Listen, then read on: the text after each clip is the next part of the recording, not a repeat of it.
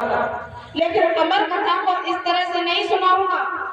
अमर कथा में तो सुनाऊंगा, तुम मुझे हुकरा देती रहना और मैं तुम्हें अमर कथा को सुनाऊंगा। और जब तक मैं अमर कथा सुनाऊं तब तक तुम सो मत। अगर तुम सो गई तो उसमें अनर्थ हो जाएगा। भोले बाबा कहने लगे, पार्वती और एक बात को सुनो, मैं यहाँ इस कैलाश पर्वत पर अमर कथा को नहीं सुनाऊंगा, क्योंकि यहाँ अमर कथा जीव जंतु घूम रहे हैं, यहाँ पर अमर कथा को मैं नहीं सुनाऊंगा। आज भक्त भोले बाबा पार्वती को एक एकांत निर्जन वन में ले गए हैं, जहाँ पशु पक्षी, कोई जीव जंतु, पेड़ पौधे कुछ भी नहीं है, जहाँ बिल्कुल एक निर्जन वन था। उस वन में ले गए और वहां पर जाकर के भोले बाबा ने अपना डमरू को बजाना शुरू कर दिया।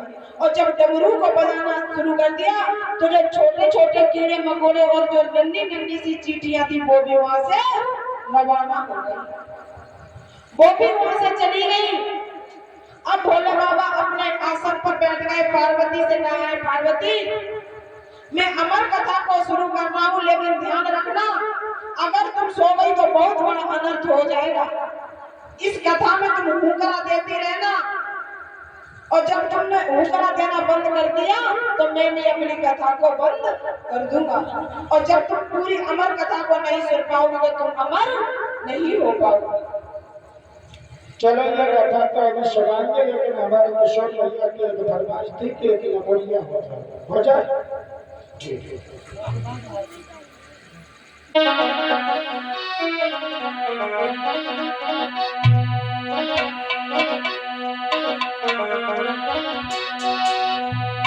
पत्नी और अपने पति से समझाते हुए बोले,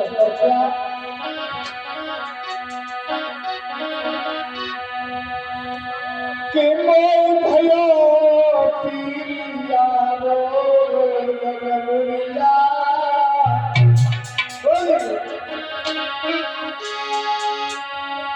कि मैं भयो पिया रो गगनिया, और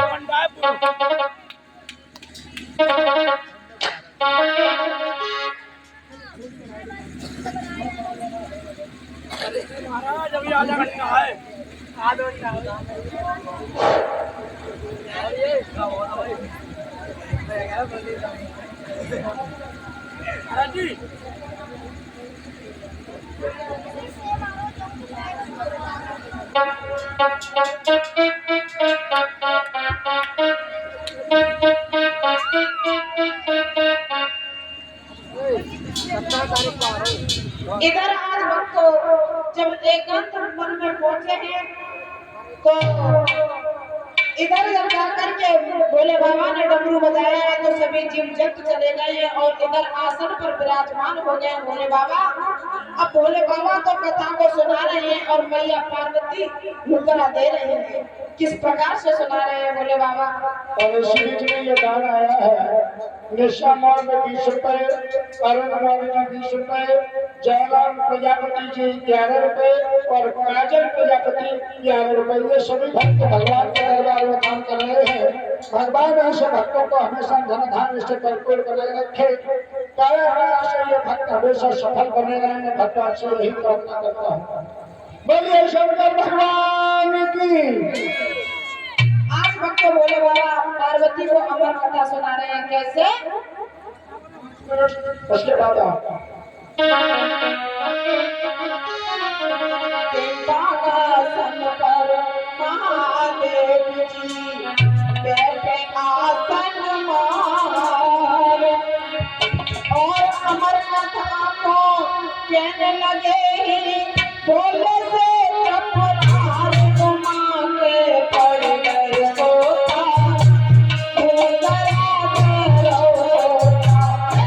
घुमा के पड़ गए सोता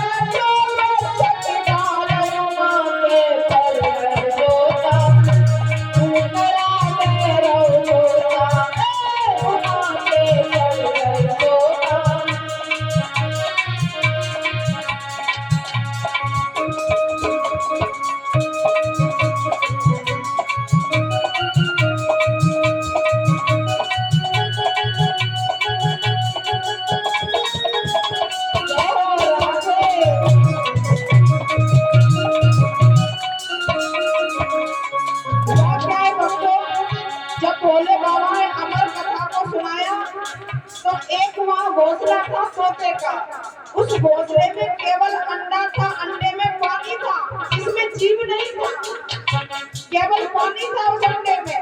जैसे ही भोले बाबा ने अमर कथा को सुनाया तो उसमें एक जीव आ गया अंडे पे। जैसे ही अमर कथा का असर पड़ा तो जो पानी था उसमें एक जीव आ गया, उसमें विकास हो गया, जीव आ गया। और जब जीव आ गया तो वो अंडा तोता फोड़ करके निकला है। और जब तोता फोड़ करके निकला, इधर पार्वती तो सो गई है। कुछ देर तक तो पार्वती ने जवाब दिया है, हाँ स्वामी, हाँ स्वामी, हाँ स्वामी। लेकिन कुछ देर के बाद पार्वती सो गई। और जब सो गई तो वही तोता पार्वती की जगह भूखना देने लगा। और जब भूखना देने लगा तो हुआ क्या?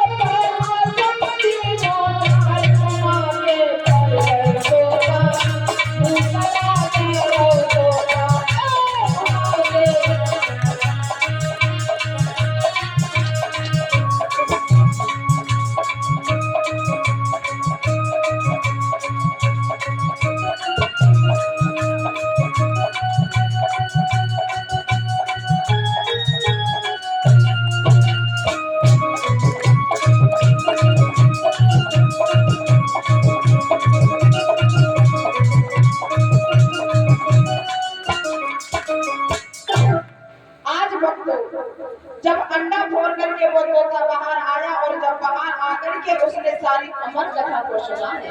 पार्वती को सो रही है, पार्वती की जगह मुकरा देने लगा और जब मुकरा देने लगा इधर भोले बाबा ने देखा है तो पार्वती पर क्रोधित हुए और जब क्रोधित हुए तो भोले बाबा ने देखा है कि तोता उड़ करके भागा। ये तोता मुकरा दे रहा था। आज भोले बाबा तोता के पीछे त्रिशूल लेकर के भागे, आगे आगे तोता है, पीछे पीछे भोले बाबा। अब तो तोता घबराने लगा है कि मैं अपने प्राणों को कैसे बचाऊं। मैंने भगवान की बिना मर्जी के अमर कथा सुनी है, अब भगवान मुझे छोड़ेंगे नहीं भोले बाबा, अब मैं क्या करूं। अब तो अपने प्राणों को बचाने के लिए इधर उधर भाग रहा है, सोच रहा है मैं कहाँ छिप जाऊं। वो तो अंतर्यामी है। इधर बताया जाता है श्री सुखदेव जी समझाते हैं, परीक्षित मेरी माँ वेद व्यास की पत्नी जो पिंजला अपनी छत पर अपने केशों को सुखा रही थी, तो जैसे ही उन्होंने एक जमाई ली तो जब छत पर खड़ी वो केशों को सुखा रही, इधर उन्होंने जमाई ली तो इधर तोता ने सोचा कि मौका अच्छा है, जाकर के तोता ने जरा सा सूक्ष्म रूप धारण किया है और उनके मुंह में प्रवेश और जब मुंह में प्रवेश कर गया अब तो भोले बाबा बहुत चक्कर में पड़ गए। बोले एक अबला स्त्री को मैं कैसे मारूं। जाकर के भोले बाबा ने वेद व्यास के यहाँ पर जाकर के त्रिशूल को गाड़ लिया और वहीं पर आसन लगा लिया। अब तो वो इस इंतजार में खड़े हैं कि कब वेद व्यास की पत्नी पिंजरा के मुंह से वो तोता निकले और उस तोते का मैं प्रणाम करूं। इधर बताते हैं सुखदेव जी महाराज है, परीक्षित एक दिन नहीं, 2 दिन नहीं, 1 साल नहीं, 2 साल नहीं, पूरे 12 साल हो गई है भगवान भोले बाबा को वेद व्यास के यहाँ पर आसन लगाए हुए, लेकिन तोता डर के मारे बाहर नहीं आ रहा था। इधर वो तोता एक गर्भ के रूप में धारण हो गया है, वेद व्यास की पत्नी के गर्भ में रूप में रहने लगा। इधर वेद व्यास जी महाराज ने भोले बाबा से विनती की, भोले बाबा आप एक दिमाग लगा करके एक बात को बताइए, आपने अमर कथा को सुना है, आप अमर हो गए हैं भोले बाबा। अमर कथा को तो सारी तोता ने सुन ली है, तो प्रभु वो भी अमर हो गया, उसे आप कैसे मार सकते हो। बात तो सही कह रहे हो आप, ये तो हमने सोचा ही नहीं। इसलिए प्रभु आप उस तोते को नहीं मार सकते, वो अमर हो गया है तोता। अरे ये बात हमने सोची नहीं, गलती हो गई। आज भक्त वेद व्यास ने जब इस प्रकार से भोले बाबा से कहा तो भोले बाबा ने अपना कमंडल और डमरू और हाथ में लिया और अपने कैलाश पर्वत के लिए चले आए। और जब कैलाश पर्वत के लिए चले आए इधर उस तोते ने एक बालक का रूप धारण किया है उसी गर्भ में, पिंजरा के गर्भ में, और जब बालक का रूप धारण किया है तो एक बालक के रूप में आकर के जन्म लिया है। बोलिए सुखदेव जी महाराज की। सुख माने होता है तोता और इसलिए उनका नाम सुखदेव जी महाराज पड़ा। जैसे ही भक्त उस बालक ने जन्म लिया है, पूर्व ज्ञान था, चारों दिशाओं का ज्ञान था पूर्ण रूप से। जैसे ही धरती पर आई है तो उसे किसी माता पिता से मोह नहीं था। और इस बात का आप अंदाजा लगाना कि जब आपको ज्ञान हो जाएगा जब, तो आपको किसी से मोह नहीं रहेगा। क्योंकि प्राणी जब ज्ञान में फंस जाता है तो वो घर और परिवार को और संसार को त्याग देता है। केवल जब प्रभु की शरण में जाता है उसे किसी की मोह माया, ये माया ऐसी है कि इस माया को छोड़ना बहुत दुर्लभ हो जाता है। और जब इस माया को छोड़ देते हैं तो इसकी तरफ हम आंख खोल करके नहीं देखते। आज जब सब कुछ ज्ञान प्राप्त हो गया, सुखदेव जी महाराज ने जन्म लिया है, वेद व्यास जी महाराज बड़े खुशी कि हमारे घर एक बालक ने जन्म लिया है। लेकिन जन्म लेते ही वो बालक छोटी सी अवस्था है, वन के लिए चल दिया है। और जब वन के लिए चल दिया है, इधर वेद व्यास जी महाराज ने कहा, बेटा आप क्या कर रहे हैं, आप कहाँ के लिए जा रहे हैं। मेरी इतनी उम्र हो गई कि इतनी उम्र में आपने जन्म लिया है और वो भी आप वन के लिए जा रहे हैं। और कैसे सब जाने लगे हैं।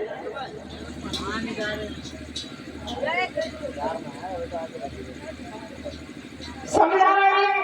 उसी समय सुखदेव जी महाराज ने कहा है, पिताजी मैं इस संसार में आया हूँ, केवल आपका पुत्र बनकर के नहीं आया हूँ।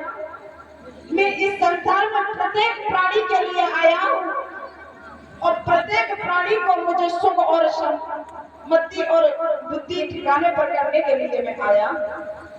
मैं आपका पुत्र बन करके नहीं आया हूँ, आप मुझसे मोह माया को त्याग दे। लेकिन सुखदेव जी महाराज कह रहे हैं, बेटा मैं कैसे मोह माया को त्यागूं? तू मेरा पुत्र है और तुझे मेरी माँ ने जन्म दिया है, तो मैं कैसे तुझे छोड़ सकता हूँ? तो उसी समय आज कहने लगे हैं सुखदेव जी महाराज, पिताजी आप किस मोह माया की बात कर रहे हो? इस संसार में कौन अपना है? कोई अपना नहीं है। यहाँ तो 4 दिनों का मेला है, 4 दिन में टिक करके सबको अपने परमात्मा के पास जाना है। पिताजी आप भी भगवान का भजन करो और उस परमात्मा की शरण में चले जाओ। पिताजी मैं तुम्हारा पुत्र नहीं हूँ, मैं तुम्हें केवल ज्ञान और उपदेश देने के लिए इस संसार में आया हूँ। और क्या समझाने लगे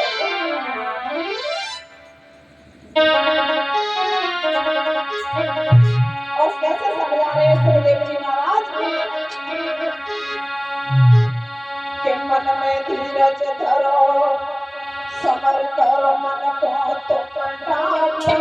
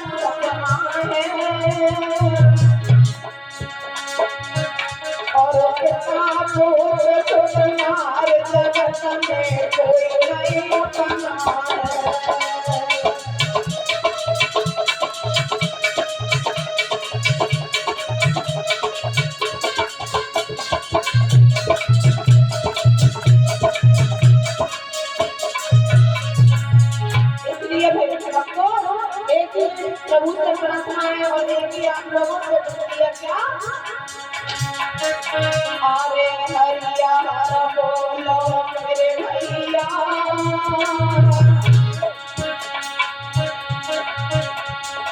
अरे हरिया हर बोलो मेरे भैया, और कर्म ले नाम करो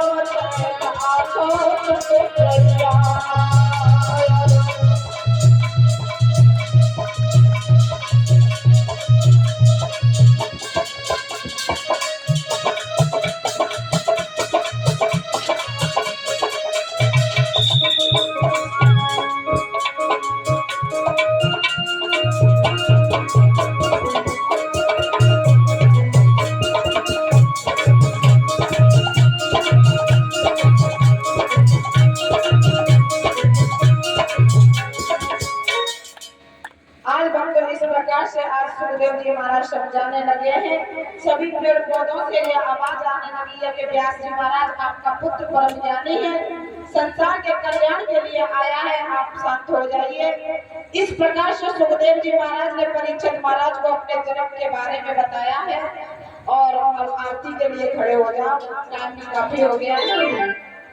लेकिन दोस्तों एक बात है आप लोगों से, हमारे माता बहनों से, हमारे बुजुर्गों से जहाँ तक मेरी आवाज जा रही है, देखिए ये कोई नौटंकी या कोई ये रंगशाला नहीं है भागवत, ये नौटंकी